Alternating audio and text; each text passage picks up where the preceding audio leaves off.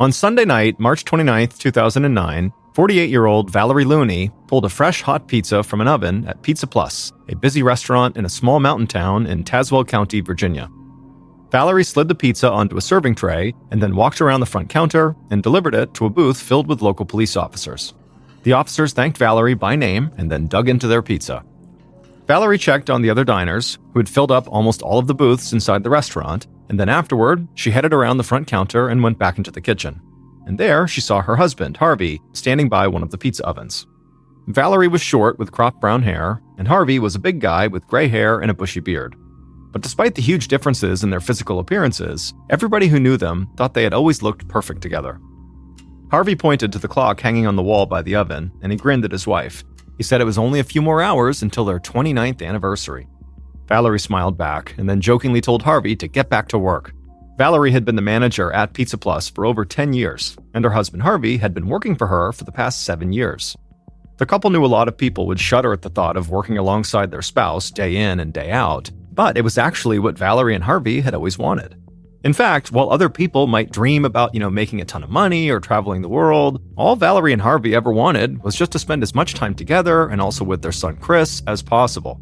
And so Valerie and Harvey working together accomplished a portion of that goal. Harvey got back to work, like his wife had jokingly suggested, and he began to prepare some pizza dough for the next order. As he did that, Valerie stood up on her toes and gave Harvey a kiss on the cheek, and then she headed back into the restaurant's dining room. Pizza Plus was a really popular restaurant in this little town. The entire town only took up a few square miles, and it was surrounded by thick woods and then mountains beyond that, and at times, the people who lived there could feel isolated from the rest of the world. And so Pizza Plus had become almost like a meeting place, where everybody could get together and feel connected to their community, at least for a little while. And Valerie and Harvey had really embraced that aspect of their work. The two of them always seemed so happy and welcoming to patrons. They wanted their customers to feel like they were hanging out with family when they were there. Valerie made her way through the dining room, and she checked in with the police officers to make sure their pizza was good. They told her it was delicious, as always. Then Valerie stepped towards the next booth, but she suddenly stopped and stared down at the floor. One of the police officers noticed and asked her if everything was okay, and Valerie smiled and said it was fine, but she quickly turned and marched right to the back of the restaurant. When she got there, she stepped into the supply closet near the back door, and she saw her employee, Brian Lee, bent down and stocking some shelves. Brian heard his boss approaching him, so he slowly stood up and he turned around. Brian was in his 20s, and he towered over Valerie. Brian asked Valerie what she wanted, and she told him that before he went home tonight, he would need to make sure he mopped the floors in the dining room really, really well, because she was just out there and they looked so dirty. Brian slowly exhaled and had to stop himself from snapping at his boss. Then he just said, "Okay, I'll mop the whole place after we close." Valerie could tell Brian was annoyed at her, but he was always annoyed when he was at work. For a second, Valerie thought about scolding him, but she stopped herself. Instead, she just thanked Brian and then turned and walked back to the front counter. Pizza Plus stayed busy the whole night until they closed around 10 p.m. Valerie and Harvey said goodbye to the last of their customers, and when the dining room was empty, Valerie walked to the counter and opened up the cash register. And while Valerie counted the money and did the paperwork for the night, Brian trudged out to the front of the store and began mopping, and Harvey cleaned up the kitchen and the back of the restaurant. And at some point, after cleaning for a while, Harvey picked up a large bucket of ice and shouted towards the front of the store to Valerie that he was going out back to dump the ice. Valerie responded by saying that Brian was finished with the mopping and she was almost done with the paperwork, so when he was done, they could leave. Harvey carefully picked up the ice bucket, walked out the back door, and dumped the ice onto a small patch of grass. And after he was done, he set the bucket down and Harvey just bent over at the waist, trying to catch his breath. He hated to admit it, and he would never want his wife or his son Chris to see him like this, but even the smallest physical tasks, like dumping this ice, had really started to wear Harvey out. And so after standing outside in private for a couple of seconds there, Harvey was about to go back inside when suddenly he heard screaming coming from inside the restaurant. And so instantly Harvey charged back inside, and the second he did, the screaming got louder and louder, and he called out for his wife, but then a second later the screaming completely stopped and the entire restaurant went completely silent.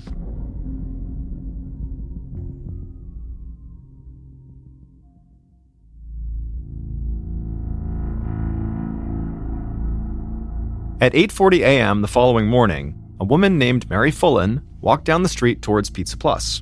She was on her way to open up the restaurant that day and then work the lunch shift. Mary passed a car wash not far from the restaurant, and she waved to a couple of people outside trying a car. Then she walked a bit further down the street and went around to the back of Pizza Plus. When she got there, she looked down and reached into her pocket to grab her key to the back door. But when she looked up, she saw Harvey laying face down right behind the back of the store. And so Mary ran over to him and began yelling his name, but as she did, she could see he was laying in a pool of blood. Mary shook him like it might wake him up, but she knew he was dead. And so in a total panic, Mary threw open the back door of the restaurant, barely noticing she didn't have to use her key to get in. And then once inside, she ran for the phone on the front counter to call police. But before she could even get there, when she was in the kitchen, she looked down and found Valerie, who was also on the floor, blood covering her hair and her clothes. It was obvious that she was dead too. And so Mary began crying and her whole body was shaking, but she still made it to the phone and she dialed 911. The operator told her police would be right there and that for now she needed to get out of the restaurant immediately. And so Mary hung up and just ran out the front door, not noticing that that door too was also unlocked.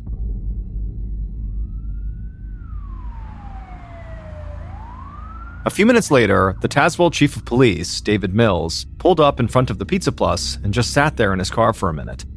When the call had come into the station, Mills and the small group of officers who worked under him couldn't believe it. They all knew Valerie and Harvey really well. In fact, they usually went to Pizza Plus as a group at least a few times a week. Mills looked out his windshield and he saw a couple of officers from the county sheriff's department standing with Mary in front of the restaurant, the woman who had called this in. Mills took a long, deep breath, then stepped out of his car and went up and joined them. All of the officers knew Mary about as well as they knew Valerie and Harvey. Mills could see Mary was a total wreck, and so while he didn't want to press her too hard, he did ask her if she could just fill him in on everything she had seen and heard that morning. Mary told Mills she'd been coming in to open the restaurant when she had found Harvey out back, and then when she ran inside to use the phone, she found Valerie lying on the kitchen floor. Mills told Mary he was so sorry she had to see that, and then he asked her if she had had to use her key to unlock the door when she went inside. Mary looked like she hadn't even thought about this, and then she told Mills and the other officers that were there that actually the back door had been unlocked when she ran in. And also, now that she thought about it, the front door had also been unlocked when she ran back out again. Mills thanked her and then asked her to please wait outside. Then Mills and one of the county officers put on their gloves and walked into the restaurant. The sight of Valerie laying there on the kitchen floor, surrounded by a huge pool of blood, almost knocked Mills back. He had known Valerie for years, and he couldn't remember a single person ever speaking badly about her. It might sound foolish to people outside of the area, but as the manager of the local pizza place, Valerie was a huge part of this community. And sometimes, after a bad day, a good slice of pizza and a great conversation with Valerie could turn everything around. Mills and the county officer went over and knelt down and began to examine Valerie's body, and it was even worse than they thought.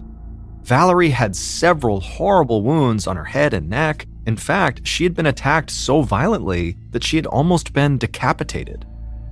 After a moment, Mills and the other officer stepped back from the body, and they both just could not believe what they were looking at. This was not a town where homicides happen very often. And for these two officers, and basically all the officers on site, they had never dealt with anything this gruesome. Mills and the other officer collected themselves, and then Mills noticed that from where he was standing, he could see the front counter. And he noticed at the front counter was the cash register, and the drawer was open, and it appeared to be empty. So Mills's first thought was that somebody had come in to rob the place when Valerie was counting cash and closing for the night. And maybe Valerie put up a fight, and the robber attacked her and killed her. And then obviously at some point after that, Harvey must have gotten involved and gotten attacked and killed too. The investigators headed down a hallway to the back door, and they stepped outside. And there, they saw Harvey's body on the ground. He did have one major wound, but it didn't look like the attack on him had been nearly as violent as the one on his wife. Mills knew they still needed to do a thorough sweep of the restaurant, but already just the sight of these two bodies made it clear to him that neither the local police nor the county sheriff had the resources to deal with a case like this on their own. There had not been a recorded robbery homicide in the county in 20 years, and as far as Mills knew, there had actually never been a double homicide in this area, and certainly not one that involved this level of brutality. So Mills grabbed his cell phone and he made a call to the Virginia State Police.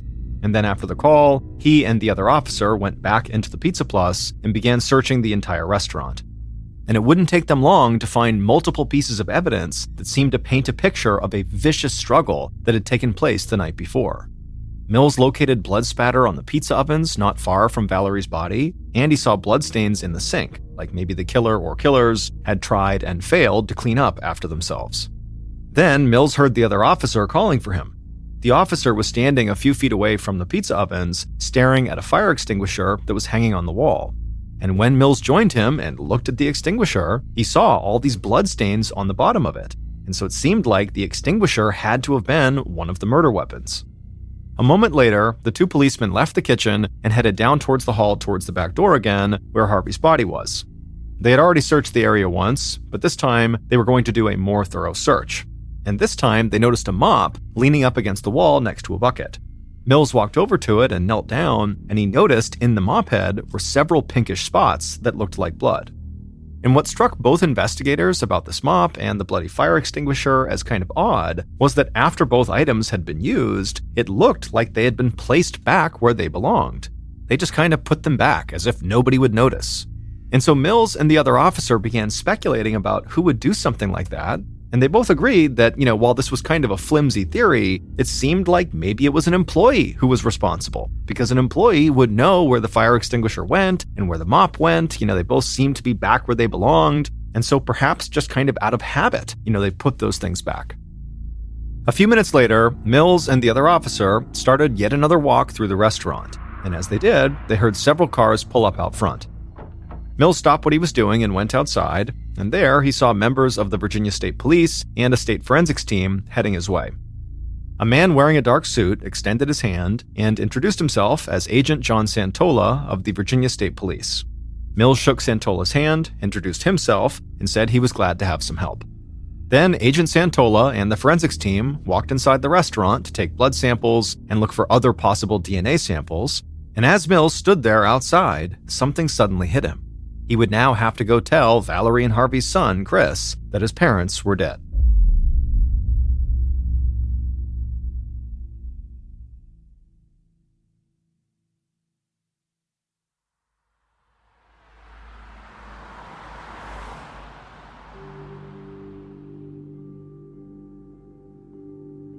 While state police searched the Pizza Plus, Mills and the county officer drove across town to the small trailer where Valerie, Harvey, and Chris had all lived together. When they got there, Mills walked up to the door and knocked, and shortly after, Chris answered. Chris was 28 years old, he wore a black sweatshirt and jeans, and he looked really confused to see two police officers standing there. He asked Mills if everything was okay, but Mills just shook his head and asked if they could come inside. Chris said, yeah, of course, and he let the officers in. And then once Mills and his partner got inside, Mills just turned to Chris, and with a sad look on his face, he told him that unfortunately, both of his parents were deceased. They had been attacked and killed at the restaurant. For a moment, Chris just stared at Mills like he was in total shock, and then he began shaking his head and said, no, that doesn't make any sense. Today, his parents were out of town on a trip for their 29th wedding anniversary. But Mills just shook his head and said he was very sorry, but that could not be true. His parents had not left town. In fact, they had never left the restaurant the night before. Chris eventually sat down and just stayed silent for a couple of minutes, and the officers just waited. And then, with a shaky voice, Chris said he should have known something was wrong when he didn't hear his mother and father come home the night before, and then also this morning when he didn't see them. But Chris said he had just assumed his parents got home when he was already asleep, and that they had left that morning before he woke up to go on their trip. But now he felt like it was obvious there had been an issue. Mills nodded his head and said he was sorry to have to do this, but he did need to ask some pretty pointed questions about his parents, and Chris just nodded. And so Mills asked Chris where he was the night before, and Chris said he had been at work, and then afterward he had come home, hung out for a bit, and then went to bed. Then Mills asked Chris what his relationship was like with his parents. Chris said their relationship had been good. He had been forced to move back in with his parents after going through a divorce, and he felt bad about it, but his mom and dad seemed happy to have him at home. After that, Mills asked Chris if he could think of anyone who might have had a grudge against either of his parents, and Chris just shook his head and said absolutely not. Everybody loved his mom and dad. Mills knew this was actually pretty much the truth. I mean, Harvey and Valerie were beloved in this town, so he wasn't surprised their son couldn't think of anyone. Mills said how sorry he was for Chris's loss, and he promised the police would do everything they could to get the person who had killed his parents. Then Mills and the other officer turned to leave, but then Chris told them to hold on for a second. Mills turned around, and Chris asked him if a guy named Brian Lee had been working with his parents the night before. Mills admitted they had not gotten that far yet, but he asked Chris why would it matter if Brian in particular had been working. Chris just said his mom complained a lot about Brian and often got into arguments with him whenever they were working together. Mills thanked Chris for the information and said they'd be in touch, and then he and the other officer walked outside, got in the car, and headed back to the crime scene. And on the way, Mills called into the station and asked them to get in touch with Brian Lee. On March 31st, so 2 days after Valerie and Harvey's murders, Police Chief Mills and Agent Santola met Brian Lee as he walked into the local police station. Brian was young and very tall, and he already looked like he wanted to turn around and make a run for it. The news about the murders had spread through town almost as soon as cop cars started pulling up to the Pizza Plus, so Brian knew exactly why he'd been brought in. Mills and Santola led Brian to a small interview room, and inside was a table and chairs. Brian sat down on one side, Mills and Santola sat down on the other. And pretty much right away, what investigators noticed was Brian just could not sit still. And then, before the interview really even got going, Brian said something that totally threw off Mills and Santola. Brian wanted to know how much cash the killer had taken from the register. Now, nobody had told Brian that the register had been robbed, but the investigators knew this news could have gotten out pretty easily. Still, they were surprised that Brian's first question, when two people he worked closely with had been murdered, was about the money in the register. Agent Santola said they couldn't discuss those details with Brian. And then after that, he asked Brian to please talk them through the last time he had seen Valerie and Harvey. Brian said he'd been working with the couple on the night they were killed, and the place had been pretty busy. Then, once they closed, he said he mopped the whole restaurant, just like Valerie had told him to do, and then after that, he clocked out and he left. Now, right away, the mop stood out to Mills because they had found blood on the head of the mop. And so Mills, as discreetly as he could, asked Brian where he left the mop when he left. And Brian quickly said he left it close to the back door, where it was supposed to go. Mills followed up this question by asking if anybody else was still at the restaurant when he had left. Brian seemed confused, and he said, yeah, of course, Valerie and Harvey were still there. Valerie was doing paperwork, and Harvey was waiting for her to finish. After he said this, Santola just stared across the table at Brian, not saying anything, and this seemed to really make Brian uncomfortable. But Santola was not actually trying to intimidate this kid or anything. He was just trying to size him up to see if he fit the profile of the murderer. Brian was young and certainly looked strong enough and big enough to overpower the older married couple. But Valerie's murder had been so violent, so gruesome, that Santola really believed the killer had to have been harboring some deep anger against her. This just didn't seem like a crime that could be committed by a stranger. Santola finally broke his silence and asked Brian if he'd recently had an argument with Valerie, and Brian responded by laughing. Santola and Mills looked at each other confused. This was not the response either of them had expected. But then Brian explained and said that he and Valerie had a whole bunch of arguments all the time, because in his opinion, Valerie was a really tough manager and she was always riding him at work. And sometimes he just didn't want to put up with it, and so he snapped back at her and they'd get into these arguments. But then Brian noticed the investigator's reaction to his laughing, and he quickly stopped laughing and got a much more serious look on his face. And then he clarified by saying that, he might not have liked Valerie as a boss, but he would never hurt her. That was crazy. A lot of people don't like their bosses, but they don't kill them. Santola and Mills would follow up with a few more questions, and then eventually they would tell Brian he could leave. But as soon as he was gone, they both agreed that Brian was definitely a primary suspect. Over the following days, local, county, and state investigators looked further into Brian's background. And as they did that, they waited for results from tests that the crime lab was running on the blood samples that had been found at the crime scene. But while they waited, Santola and Mills did not want to overlook any possibilities. They both believed the most likely killer was somebody who worked at Pizza Plus, even if it turned out not to be Brian. So they went ahead and met with every single current employee. But when they spoke to Mary, the employee who had actually found the two bodies and called 911, she said she thought there might be another possibility. She said the car wash that was right by Pizza Plus was one of the main spots in town where people bought and sold drugs. And Mary said some of these buyers and dealers, who were pretty easy to spot, came into the pizza place quite often. And she said one of those people in particular, a guy named Homer, was really creepy. In fact, Mary and Valerie talked about how creepy Homer was. Mills got some information about Homer from Mary and then thanked her for the help. Now, Mills knew there had always been issues with drugs around that car wash, but these were not big-time drug dealers or anything. And so the idea that one of them had been crazed enough to rob the Pizza Plus and brutally murder 2 people inside seemed far-fetched. But still, Mary had said Valerie had been creeped out by this Homer guy, and so Mills and Santola couldn't ignore that. The investigators would track Homer down at the car wash, and at first glance, he really wasn't scary or angry or creepy or anything. He was just really quiet seeming. Santola asked Homer if he had recently spoken to Valerie or Harvey, and Homer would say he had seen both of them at Pizza Plus on the night they died, but he had not spoken to either of them.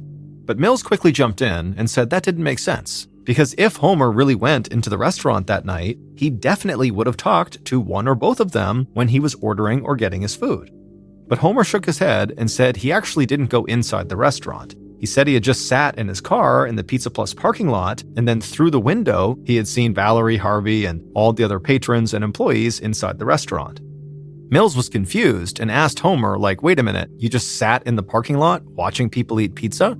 And Homer, whose expression was totally neutral, just nodded and said, yeah. And then he said after a few minutes of sitting there watching people eat, he drove home. Santola and Mills didn't know what to make of Homer. They tried to ask him questions to figure out why he was doing that and did he do this often, but really Homer didn't offer much of anything. He just seemed incredibly creepy. And so eventually, when the investigators left because they weren't getting anywhere talking to Homer, they got in their car and they're both like, wait, who is this guy? Was he a stalker? Is he casing the place so we could rob it later? Or is he just kind of strange and lonely? But whatever the answers were, the investigators now had another viable suspect. In addition to the Pizza Plus employee, Brian, they now had Homer. And they held out hope that when all the forensics evidence came back, it would point to one of them.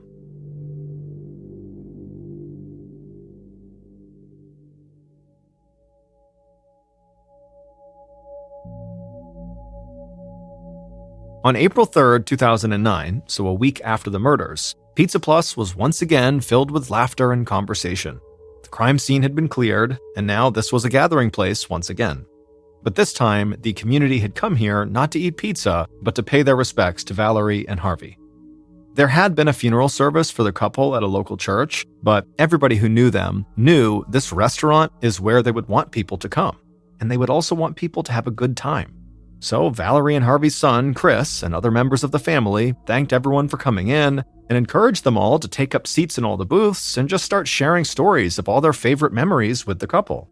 And so over the course of the day, several local and county police officers came by the restaurant.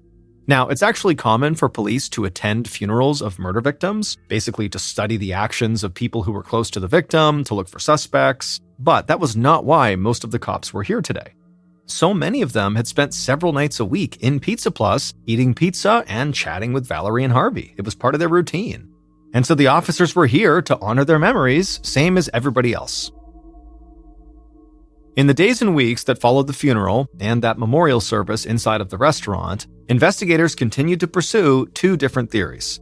The first theory was that Brian, or another Pizza Plus employee, had some issue with Valerie or Harvey or both, and they carried out the murders as a result of that. The other theory was Homer, the man who had watched Valerie through the window from the parking lot, who also was involved in drugs, could have killed Valerie and Harvey because he was robbing the place for drug money, or maybe he killed them for, some other motive that had not been discovered yet. And so police interviewed and re-interviewed everybody working at Pizza Plus, and they also expanded their search to include former employees. And simultaneously, they looked into people who were associated with Homer. But none of these interviews really led anywhere. And to make things worse for investigators, the test results from the crime lab came back as inconclusive. The forensics team had identified the victim's blood in the restaurant, but they could not find clear DNA samples pointing to anybody else.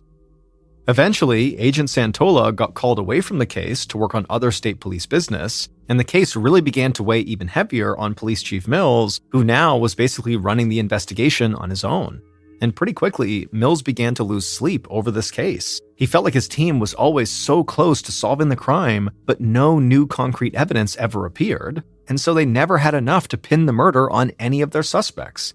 Months and months went by, and then years went by, and still Mills could not figure out who killed Valerie and Harvey. And then eventually, when still this case had not been solved, Mills retired.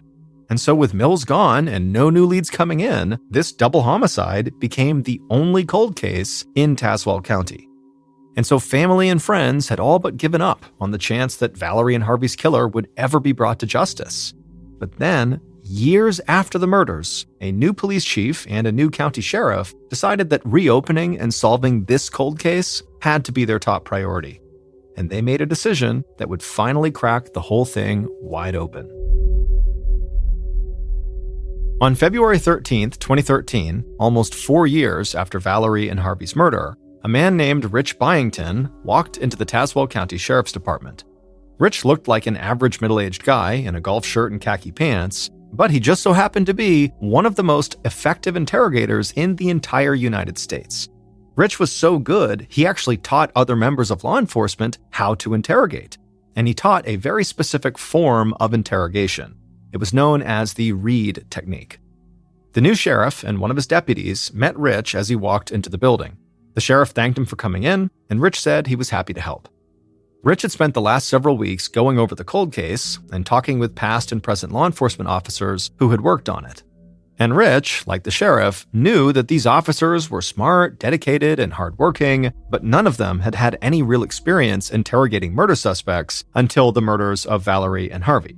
And Rich believed that employing the right interrogation tactics with this case would make all the difference. He felt like he just needed a chance to sit down face to face with one of these potential killers. The deputy led Rich into an interview room, and both men would sit down on the other side of a table from one of the major suspects in the case. And not long after that, Rich began his interrogation. Among other things, the Reed technique creates a high-pressure environment for the person being interviewed, and it combines this pressure with words and acts of sympathy shown towards the suspect. And so Rich, who was famous for using the Reed technique, began using it during this interview. And throughout the interview, as planned, the suspect could never really seem to get their footing, and every time they started to look comfortable, Rich would throw a question at them or made an outright accusation that sent the suspect back into a panic. Hours went by, and the deputy could not believe that Rich just never seemed to tire. He just kept going, wearing the suspect down, and then making the suspect believe the police were really on their side, over and over and over again. And then finally, well into this interview, in this totally calm, caring voice, Rich laid out to the suspect what he believed had actually happened to Valerie and Harvey.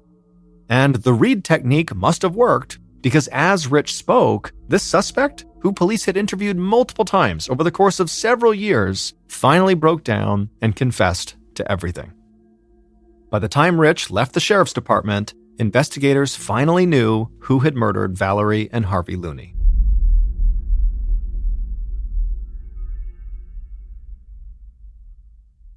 Based on that suspect's confession, here is a reconstruction of what police believe happened to Valerie and Harvey at the Pizza Plus restaurant on March 29, 2009.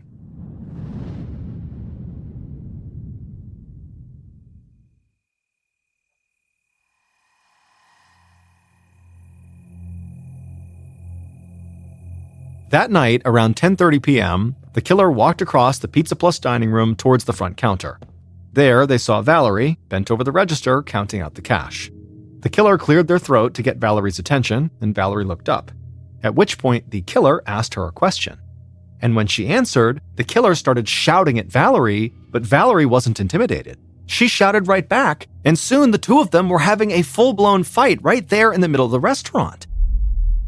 And at some point, the killer got so mad and so frustrated that they rushed at Valerie, and Valerie screamed and tried to run away, but the killer chased her into the kitchen and grabbed her with one hand, then picked up a large knife with the other.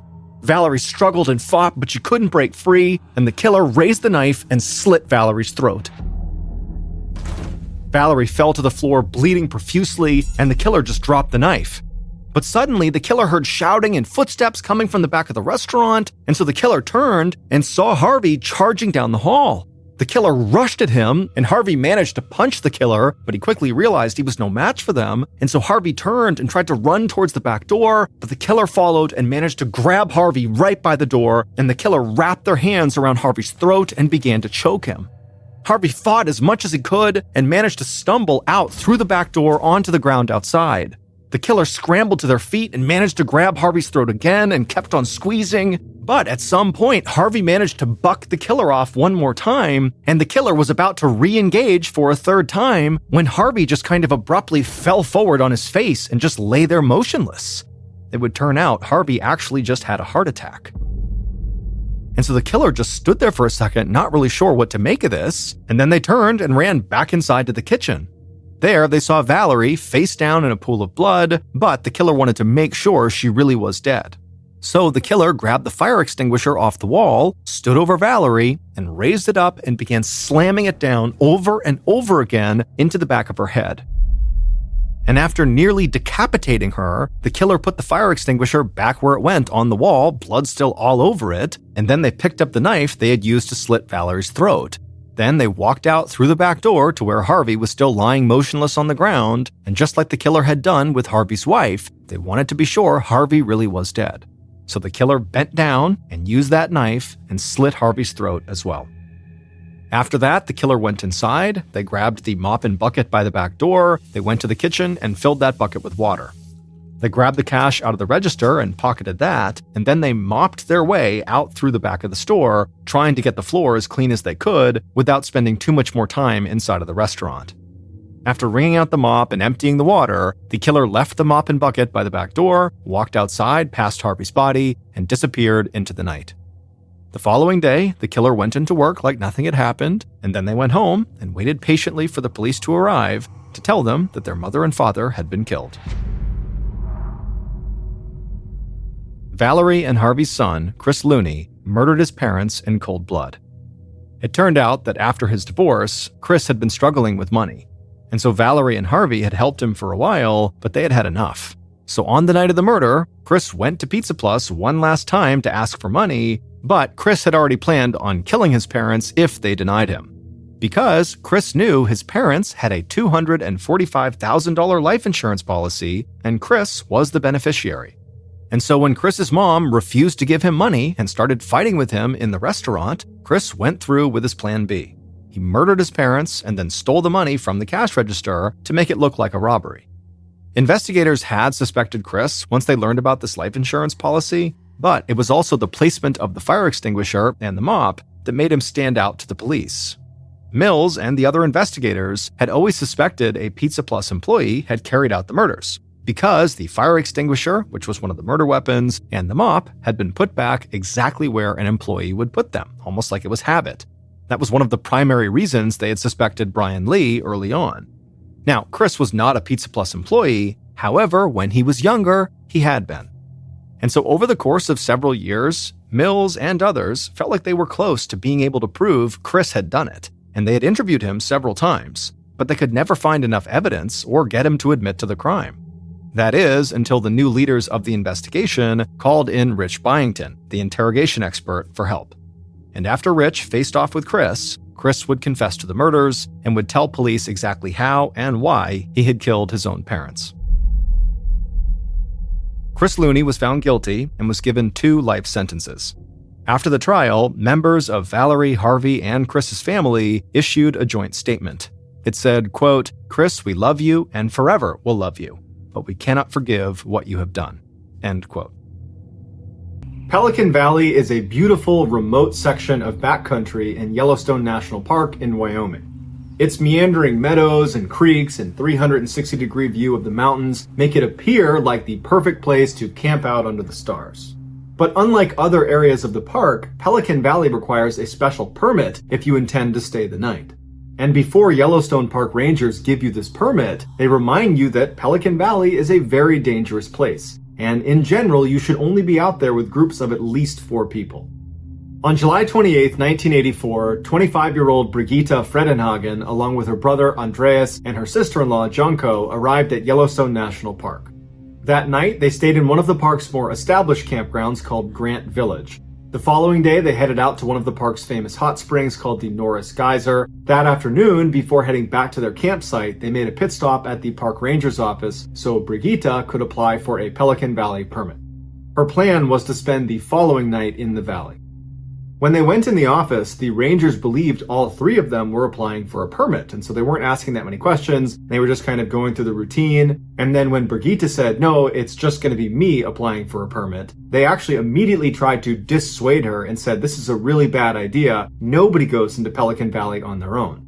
But Brigitte assured them that she was an experienced camper, she understood the risks, and she still wanted to go on her own. And Andreas and Janko, who were standing behind her, kind of echoed that sentiment and said, no, she's really good. She knows what she's doing. The park rangers were not thrilled with her plan, but they ultimately decided, you know what, if she wants to go, she can go. They just asked her to show them on a map where she intended to camp, so if they needed to, they could come and check on her and make sure she was okay. And so she pointed to a section on the map, and they handed her her permit, and then she, along with Andreas and Janko, left the office and headed back to their campsite. The next morning, the trio got up early and they hopped in the car and drove to the Pelican Valley trailhead. They parked their car, they got out, and they began walking into Pelican Valley as a group. After a few miles, as planned, the group stopped, at which point Andreas told Brigitte that they were going to head back now and that they would meet her tomorrow at the trailhead where they parked the car. They said their goodbyes, and then Andreas and Janko turned around and started walking back towards the car, and Brigitte carried on into the wilderness. The following day, Andreas and Janko arrived at the trailhead to meet Brigitte, but she didn't show up. And after a couple of hours, they grew very concerned, so they called park rangers and asked them, have you seen Brigitte? And they said no, but we'll go take a look. The area Brigitte had told park rangers she was going to be camping was inside of a densely forested area right next to a large meadow, which meant as park rangers came up to check on her, they would not actually be able to see her until they were practically right on top of her. So the park rangers made their way through the meadow and into the forest before they started yelling for Brigitte, but she didn't yell back, and then at some point they reached the area where she had said she was camping, and sure enough they found her tent. But it was a very odd scene. When they came up to the tent, they could see there was a big tear in one side. When they poked their heads down and looked inside, all of her belongings in the tent were undisturbed. There was a foam sleeping mat right in the middle, and then to the right of the mat was a flashlight that had been turned off. On the left side of the pad was a tape player with headphones that she must have been listening to before bed. It had been left on until the batteries ran out. At the foot of the pad was her backpack, inside of which were all of her clothes that had been neatly packed inside of Ziploc bags to mask her scent. Also in the pack was a wilderness survival guide with a page flipped down that was a diagram of how to string your food up into the trees so no animals can get to it. The rangers looked around the backside of the tent about 2 meters away, and they found her sleeping bag perfectly flat on the ground as if it had been laid out to dry in the sun. But upon closer inspection, they found it had 2 puncture marks, one that was up near the neck of the bag and the other that was near the torso, but there was no blood on the bag. At this point, rangers started to speculate that this could have been an animal attack, but they were confused at the general tidiness of the scene. Typically, when an animal attacks a person, it looks like a bomb went off in the area where the attack occurred, and this campsite was very, very neat. As the rangers continued to walk around the campsite looking for clues and yelling out for Brigitte, they found a barely discernible drag tail a couple of meters away from the sleeping bag that was leading west into the forest and up a hill. And so the rangers started following this trail, and they got about 20 meters away from the camp when they discovered Brigitte's cooler lying on the ground on its side, and whatever food had been in there was now gone. There was some string laying next to it, so it looked like it had been strung up in the trees, but someone or something had gotten it down. From the cooler, the rangers continue walking along this drag trail another 20 meters or so up a hill where they discover a woman's sweater on the ground that's been torn up and there's blood on it. So at this point, the rangers get their rifles up and they keep walking another 40 meters up and over the hill down into this clearing in the woods where they find Brigitte, or what was left of her. No one knows exactly what happened to Brigitte, but the theory based on physical evidence is this. After setting up her campsite, Brigitte climbed inside of her tent, got inside of her sleeping bag, and then put her headphones on to listen to music. A little while later, a male grizzly bear discovered Brigitte's cooler strung up in the trees about 20 meters away. And apparently, Brigitte did not string it high enough because the bear was able to reach up and pull it down. After the bear ate the food inside of the cooler, it was still hungry, so it began looking around the area for more to eat. It's believed this bear was so accustomed to human traffic in the area that when he stumbled across Brigida's tent, he wasn't scared. In fact, he thought, there's food inside of there. There's people I can eat. So this bear quietly lumbers over to the side of the tent. It reaches up and cuts the nylon with its paw. Then it puts its head inside and bites down on Brigida's skull and begins dragging her away. There was no sign of a struggle in or near the tent, indicating that Brigida was most likely asleep, or maybe she just could not hear the bear because she still had her headphones in. She was dragged 80 meters by her skull to that clearing where she was consumed.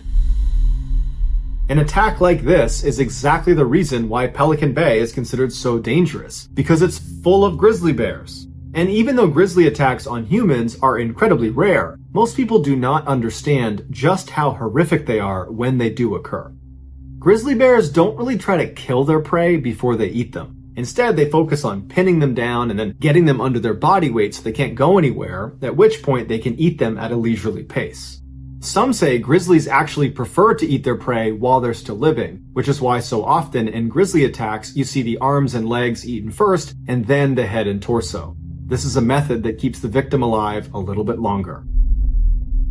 Unfortunately, there was so little left of Brigida that investigators could not pinpoint a time of death. However, because this bear broke normal behavior and intentionally targeted a human, there's a good chance he savored that meal.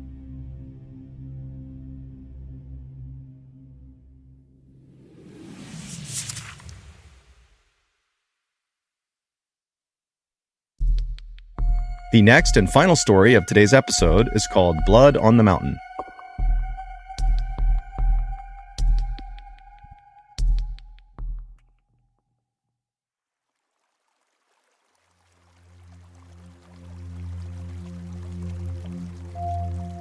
On the afternoon of May 6th, 2008, a 54-year-old man called Ricky Williams stood on the riverbank casting out his line into the waters of Dismal Creek in western Virginia. Ricky was hoping to get lucky and catch some trout, but he'd been out here fishing for 30 minutes so far, and there were no bites. Normally, Ricky wouldn't care, because he loved just fishing for hours and hours at a time. But today, he and his dog, who was right with him, were really hungry, because they'd been out in these woods camping for several weeks now, and their food supply was finally dwindling down to the end. And so if they didn't catch any fish today, they might not eat. Now, for context, where Ricky was fishing, Dismal Creek, despite its bleak name, it was actually a beautiful, secluded spot on top of a mountain that was on the Appalachian Trail. The Appalachian Trail is a very famous 2,200-mile-long trail that runs up and down the east coast of the United States. And why that is relevant is because there's this special code for people that hike on the Appalachian Trail. And the code, which all hikers know, is basically if you come across another hiker on the Appalachian Trail, it is your responsibility to help them if they need help. And it is their responsibility to help you if you need help. So it's this community of hikers that are always looking to help each other. And so Ricky was very aware of this code on the Appalachian Trail, and he was secretly hoping, as he cast his line over and over again and didn't get any bites, that a hiker or a group of hikers might come by this area, and maybe they would see him and come down and learn that he needed food, and they might just give him some of their food. But another half hour passed and no hikers came by, and still Ricky could not catch any fish. But then suddenly, Ricky's dog, who was right next to him, began to whine and kind of began shifting around like it was sensing a predator in the area or something. But as Ricky was trying to calm his dog down, he began to hear a voice in the woods right behind him. Somebody was moving towards him. And when Ricky heard this voice, on the one hand, he was pretty excited because maybe this is a hiker who can give him some food.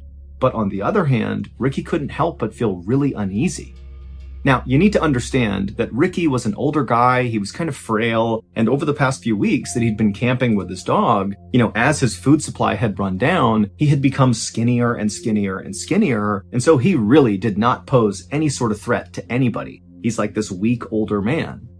Now, generally speaking, the Appalachian Trail was a very safe place. But over the last few decades, there had actually been several murders that took place on the Appalachian Trail. And in fact, one of those killings took place less than 2 miles away from where Ricky was fishing with his dog.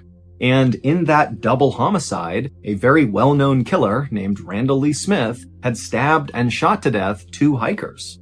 And so while Ricky was really looking for help from fellow hikers, at the same time, he couldn't help but feel somewhat apprehensive. Because again, Ricky was like this small, frail guy, and Ricky was well aware of these murders, and he was well aware of the fact that he was super close to one of the murder sites. And so Ricky was totally on edge as he's listening to this male voice get closer and closer. And then finally, this man in his early 30s steps out from the tree line and he looks over and he sees Ricky. And for a second, the two men just kind of look at each other. But then this guy just grinned at Ricky and said, "Hey, how you doing?" And immediately Ricky felt relieved because he could tell just from looking at this guy that very likely he was not a threat.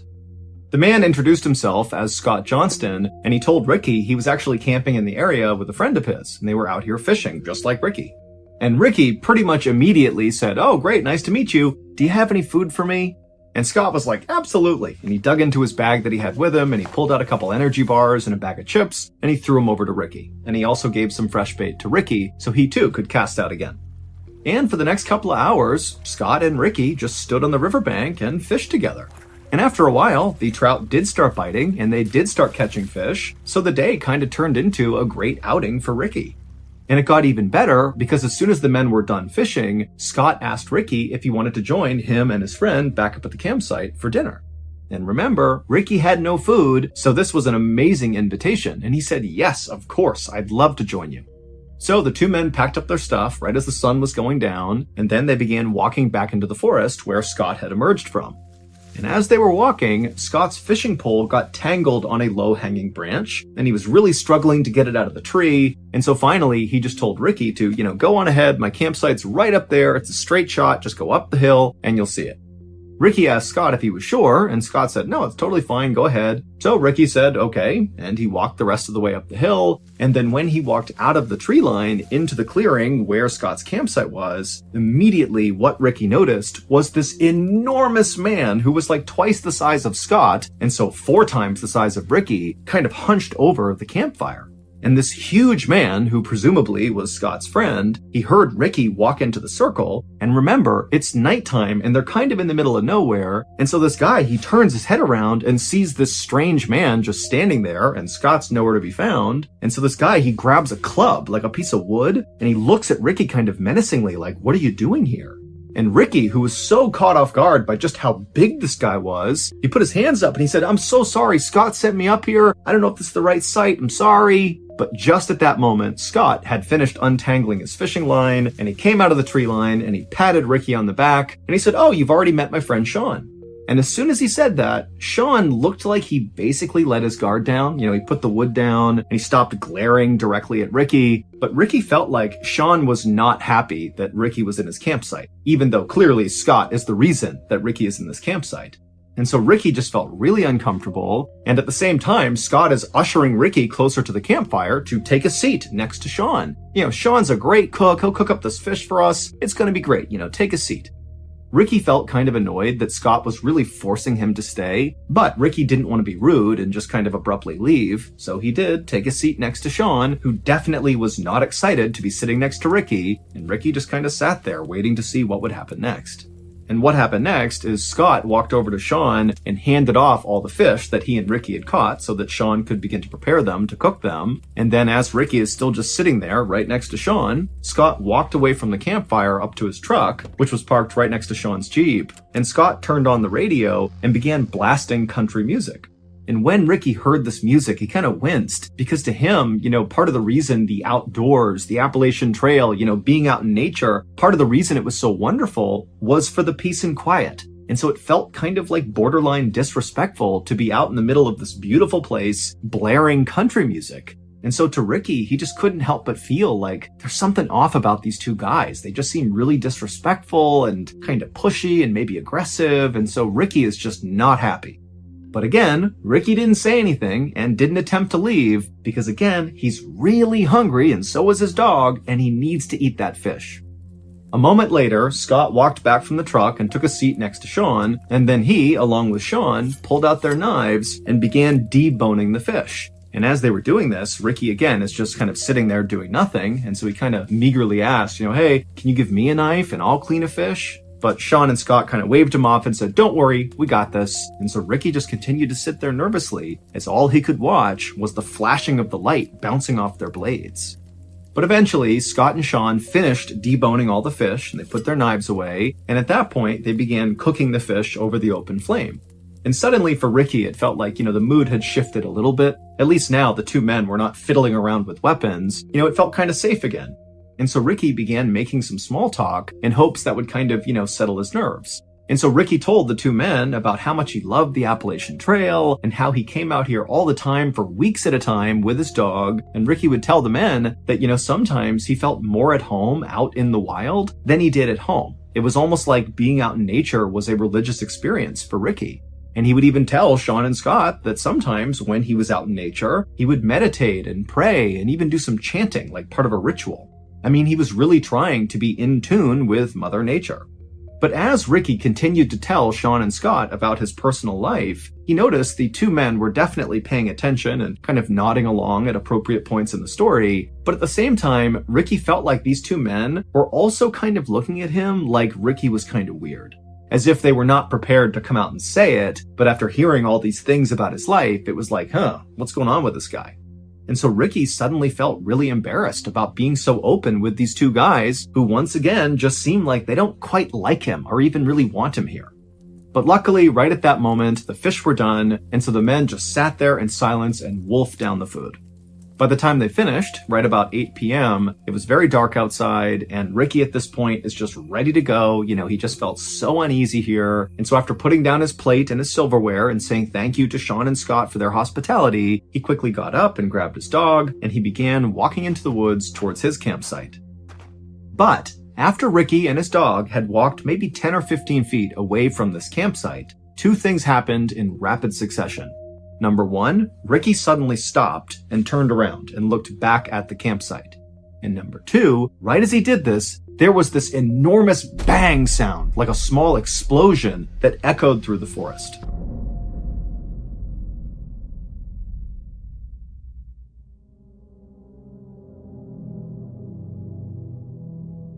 About 30 minutes later, and about 4 miles away from where Ricky and Sean and Scott had been, there were these two women who were in their house eating dinner when they heard this sudden frantic knocking on their front door. Now, these women live in a very isolated part of the country, and so the women were very concerned. One of them rushed over to the phone just to be ready to call the police, while the other very carefully made their way towards the front of the house, and they kind of peered out the window, but they couldn't see anything outside. It was too dark. And so they went to their door, which was still getting pounded on by whoever was out there. And the woman, she unlocked the door and she opened it just a crack. And what she saw nearly made her faint. There was a man standing on her porch who was absolutely covered in blood, as if he had been fully submerged in a tank of blood. I mean, he is all red. And the man had his hand over his neck. And the woman who opened the door, she looked at him and she saw that there was this rhythmic pulsing of blood pumping out of his neck that was in time with his heart. This man is clearly bleeding to death. And so the woman, she screamed for the other woman to please call 911. We have someone who's dying here. And so she began calling 911. And then the man on the porch just said, please help me. And then he said something about Dismal Creek. And then he collapsed. And this was so shocking for the woman who had opened the door that she just stood there staring, having no idea what to do. But then she happened to look up and she noticed there was a Jeep that was idling out on the road in front of her house that she hadn't even registered until now. And so either this guy got dropped off or he drove that Jeep. But before she could even begin to understand what had just happened, an ambulance and a whole bunch of police cars came screaming up and parked in front of her house. And then the medics got out, they rushed up, and they grabbed the bleeding man, and they put him in the ambulance, and they rushed him off. Meanwhile, not far from the house, police officers were speeding towards Dismal Creek, because when the women called 911, they said, this guy who's shown up on the porch bleeding said something about Dismal Creek, but they had no idea what it was about. And so instead of trying to wait to figure out what was even going on, police had basically said, let's just go to Dismal Creek and look around and see if we can figure out, why someone would leave that area and show up at this house covered in blood. But as the police were making their way up this winding mountain road, they saw a truck bombing down the road coming straight at them. And the truck, they initially hit their brakes and did kind of attempt to get out of the way of the police cars. But after this truck had basically come to a stop, the driver of the truck just hit the gas all over again, and they veered wildly off the side of the road into an embankment, and they crashed and flipped several times and then came to a stop. And the police officers who had veered to the side of the road to avoid getting hit by this truck, they just watched this happen, and they couldn't understand why the driver had gunned it again after stopping and then seemingly intentionally drove off the road. It almost seemed like the driver was trying to crash. And so the police, they got out of their car and they approached the wrecked truck with their guns drawn. But when they looked into the vehicle, they saw there was a single occupant, the driver, and he was still somehow alive. So the police got him out of the vehicle and they called an ambulance, but they actually sent an officer with the ambulance to escort them because the police were actually pretty suspicious of this truck driver. Because remember, they were going up that road to get to Dismal Creek to see what had happened there that would lead to another man showing up on somebody's doorstep in the middle of the night covered in blood. And now they have this truck driver who looks like he's speeding away from Dismal Creek, who crashes his truck. I mean, there was no clear connection between the truck crash and the bloody guy, but the police were suspicious that they had to be connected. So they sent the officer to the hospital as well.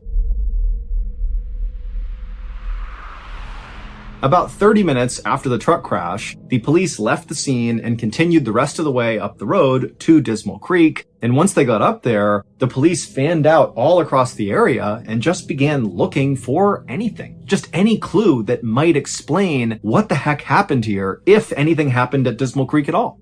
And pretty quickly, the police actually did find something unique. In the middle of the Dismal Creek area, they found a campsite. But it was not the campsite where Sean and Scott were staying, where Ricky had gone and shared dinner with them. This was a different campsite. And not long after searching this other campsite, police concluded that whoever was staying here did not seem like they were mentally well. This seems like a mentally unstable and potentially dangerous person lives here. So the campsite was really simple. It was just a tent and a campfire. But when the police lifted up the flap and looked inside the tent, they found a collection of 30 knives along with a police scanner that basically picked up police radio chatter in the area, so you could listen to a scanner and basically know what the police were doing in your area. There were also all these weird piles of clothing. Some were for kids, some were for adults, some were for men, some were for women. There were piles of eyeglasses, and there were 8 pairs of women's underwear. And then also there was a map of the Appalachian Trail inside of this tent, and all over this map along the trail were all these spots that were circled, but there was no information about what these circles meant. However, one of the places that was circled was Dismal Creek. And then next to the map was a radio, and inside the radio was a cassette. And so the police just hit play, and immediately what they heard totally creeped them out. Because the tape sounded like some kind of satanic ritual. It was basically this one man's voice just kind of howling and chanting over and over again. But by far, the most shocking thing that was found inside of that tent was a single piece of paper. And this piece of paper was a birth certificate, and the name on the birth certificate was a name that basically all police in this area knew, and in fact, anybody living in or around the Appalachian Trail definitely would know this name. And the identity of this person, the name on the birth certificate, was the key to putting together all these seemingly disconnected events that had happened on this night. From the explosion when Ricky walked away from the fire, to the bloody man at the house, to the truck crash, they were all connected through this single person.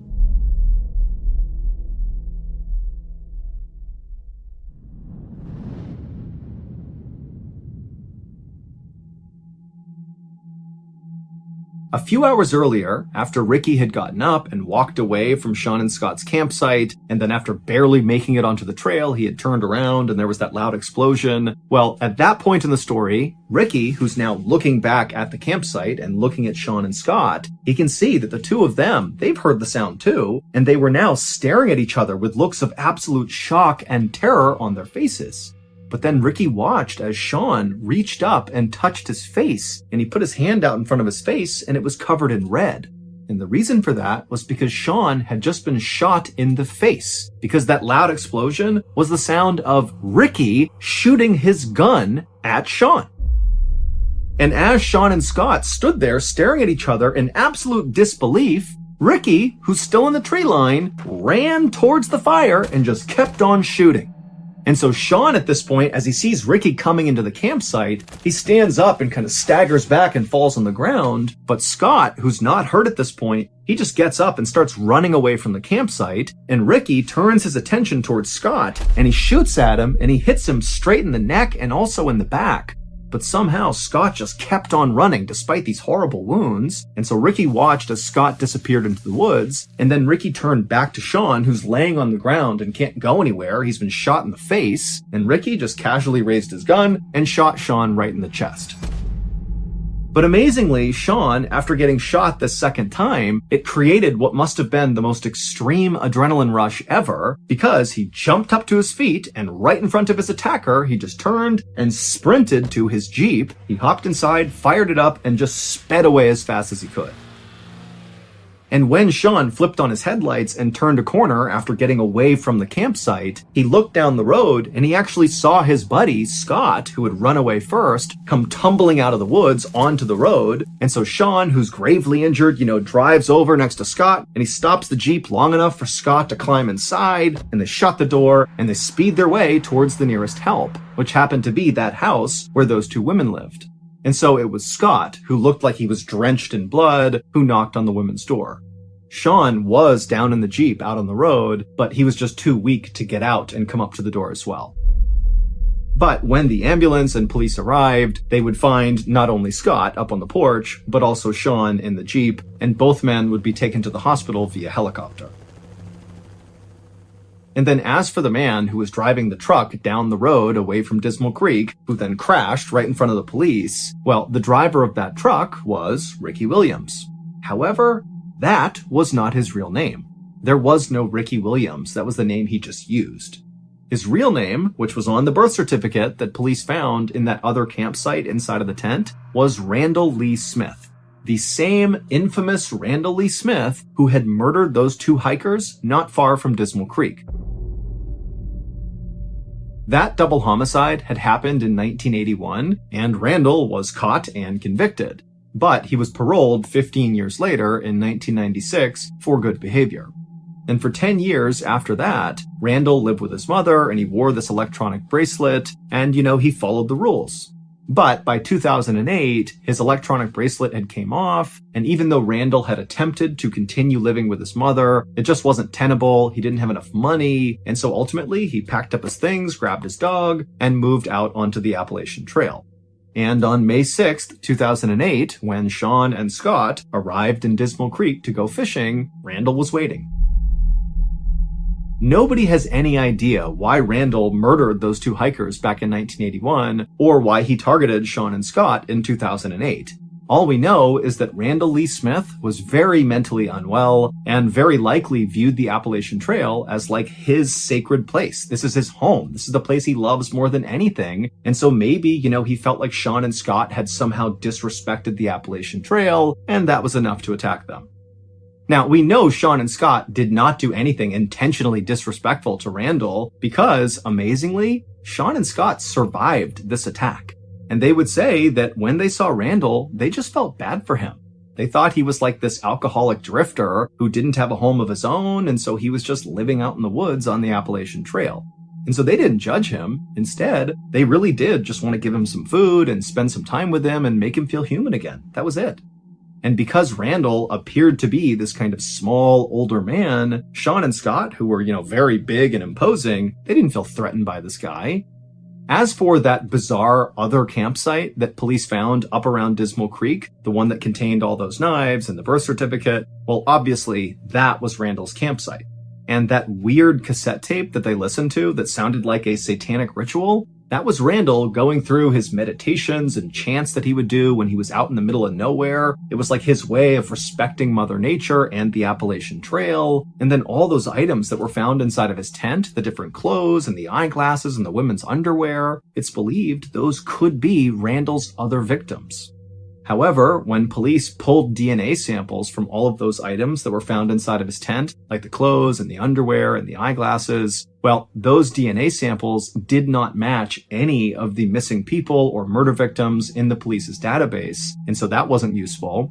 And then also, police went to all those places on that map that were circled, and with the exception of obviously Dismal Creek, they didn't find anything else at the other locations that suggested any violent event had happened there. So only Randall knows the truth, which means we will never know the truth, because just 4 days after Randall was pulled out of that truck that he crashed, he died in police custody from a blood clot that formed as a result of the crash. And in those 4 days that Randall was in custody, he never gave up that there were any other victims. Today, Sean still has a bullet in his head and in his chest, and Scott still has big scarring on his neck and on his back. But both men have made a full recovery, relatively speaking, and they still go back to Dismal Creek all the time to go camping and fishing. Einmal in einem fremden Land waren viele hundert Männer an Land. Ohne Frauen, ohne Wein und ohne Glanz. Oh, irgendwann erinnerst du dich dann. Und du hörst noch diese Lieder. Und du hörst die Musik von damals. Die Liebeslieder und die Seemannslieder mit all dem Stolz der Seemännerschichten. Irgendjemand gibt es Frieden, aber dafür braucht es keine Kriegen. Oh, das waren ein paar peinliche Witzchen, aber die Wälder blühen so wie damals. Die Verwandlung schreitet wieder auf. Thank you for listening to the MrBallen's podcast. If you enjoyed today's stories and you're looking for more bone-chilling content, be sure to check out all of our studio's podcasts, not just this one, but also MrBallen's Medical Mysteries, Bedtime Stories, Wartime Stories, and Run Fool. Just search for Ballen Studios on any podcast platform, and you'll find all of them.